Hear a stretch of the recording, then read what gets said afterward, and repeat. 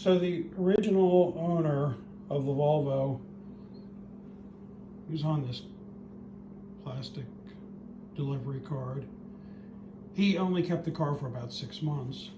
And when it was about 6 months old, it was sold by the dealer with the remaining warranty. You can see they made notes about the warranty here.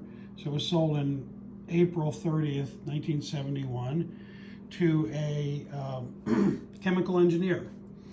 And he owned it, his family owned it until just recently.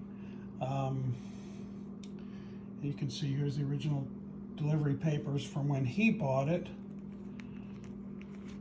And he was very methodical, being an engineer, in terms of keeping track of fuel consumption, notes. This goes all the way from 71, and then this goes up to when it had 60,000 miles on it. So these are actually trips. So you can see it says Florida trip here. And then this book has a lot of different things in it. It's again very comprehensive in terms of keeping track of mileage, and here he noted the problems that he found in 1970 to be able to take it back to the dealer. Here's a trip to Marietta and service record with mileage. Continuing. Continuing and continuing. So he drove the car until, according to the records, the early 1980s. There's a little bit more on the back of this, I think. Maybe just some records of, there's some more mileage of trips.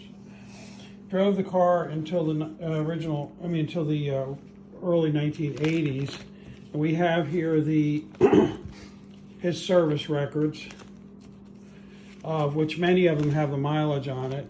And I think if you go through everything, it's really supports that the mileage on the car is actual mileage.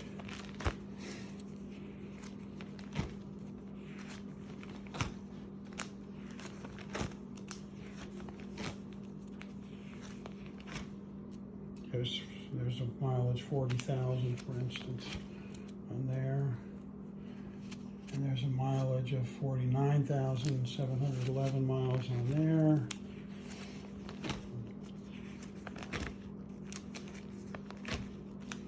A little bit in this warranty booklet.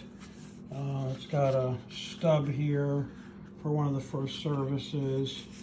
And then you can go back into the back, and there's another one of the early services, and then there's a service at 13,000 miles. I think that's it in this book.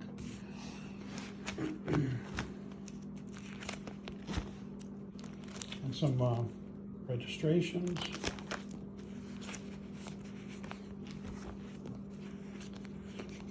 And then what happened was, when he eventually stopped driving the car as his everyday car, he's now deceased, and his family says that he decided to put the car in their parents' garage. They had a great big garage, plenty of room, and he was able to put the car in there with the idea that at a later date, someday, he would restore the car. He and his brother would restore the car as a neat project.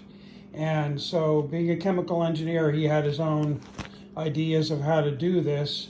And so the story is that he basically did some sort of a shrink wrapping of the car once it was in the garage to protect it, and used a hairdryer or something like that with the idea that that would remove moisture from the car.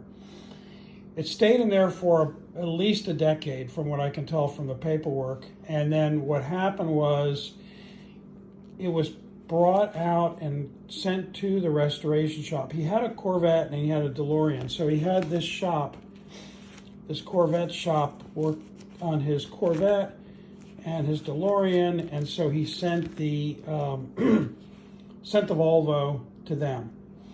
And then he passed away of cancer at the beginning of the restoration process. So his brother managed the payment and all of the restoration. And so you can see the checks are written on his estate. So this is the documentation on the work that they did.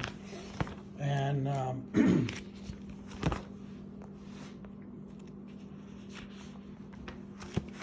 a lot of it was paint body work and rebuild engine. You can see that here.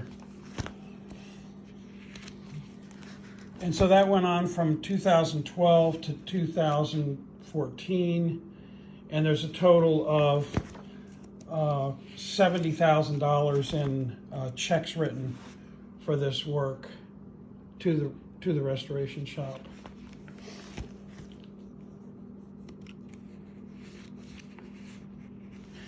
And at that point, the brother, when it came out of the restoration shop, the brother brought the car home to a purpose-built garage that he had made as kind of a memorial to his brother, and that's where the car has been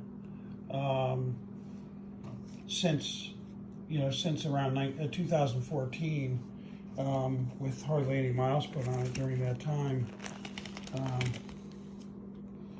And that's basically the history of it. Now you've heard about the history of this car. I just wanted to do a little walk around video.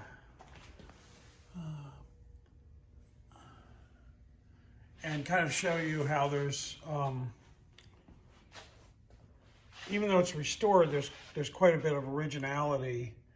I think the paint in here, for instance, is original.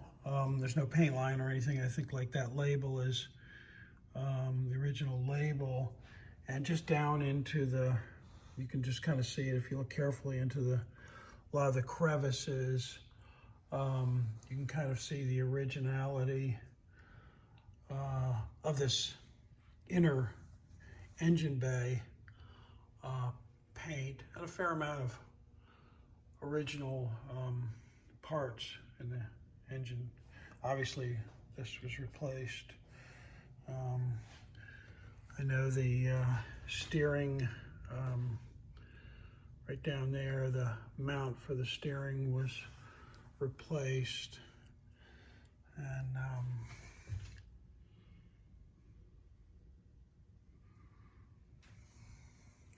so you can see the rear view mirror is original.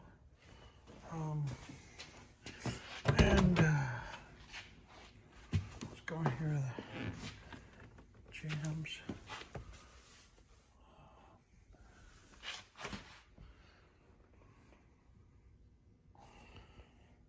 I tell you, this, the leather looks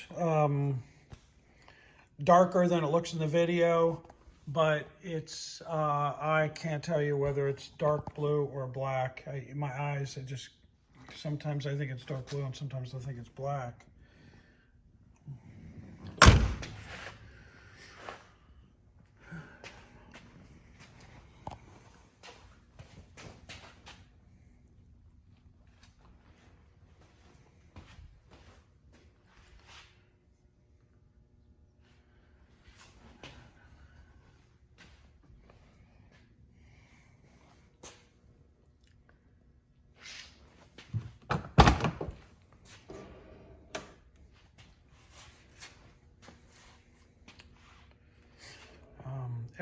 I think everything works. The radio works, and the clock even works.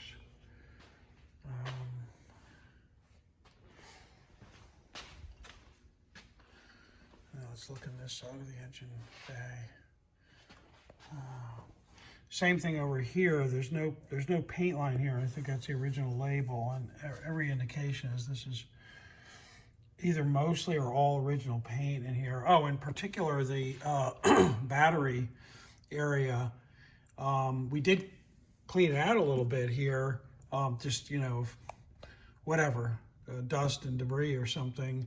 But you can see it's original, has that original material here and here and here, kind of like pads.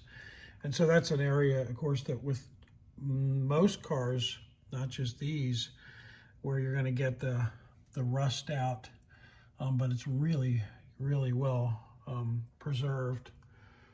Again, up here it looks really, not perfect, but really original. Let's see down here.